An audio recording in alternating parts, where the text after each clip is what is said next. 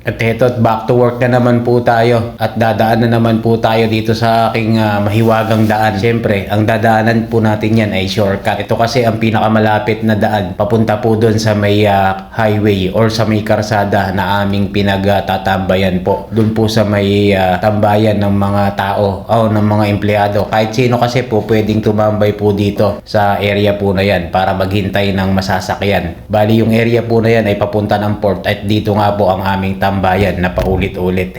At after how many minutes nga po, ito nasakay na ako kay Uncle dahil marami nga po siyang pasahero dito ng mga foreigner or mga tourist at isa na nga po ako dun.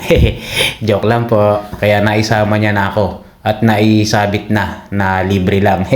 Sabi ko nga kay Uncle sabit lang ako sa likod. Ayaw niya, kaya pinapasok niya ako dito sa may loob. Sa harap niya ako pinaupo. At doon naman sa mga likod ko yung mga foreigner or yung mga turista nga po. Galing po yan sa iba't ibang bansa na bumaba ng cruise ship. At heto nga si Uncle ang namamasada na naghahatid po sa bawat hotel at saka mga resorts po dito. At dito nga po ako nababa sa likod po ng Saudi Dollars. Bali katabi lang po namin ito. Yeah, man. Sabi ka.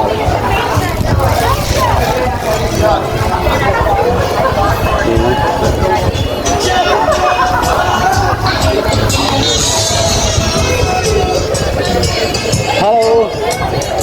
Ayun na sila.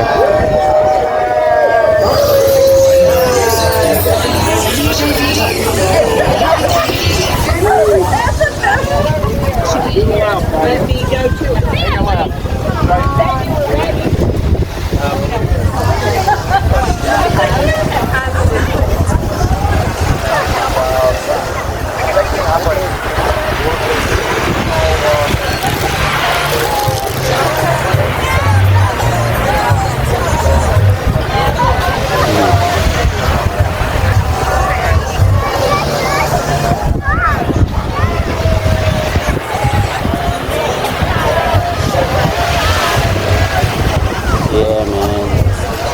Party.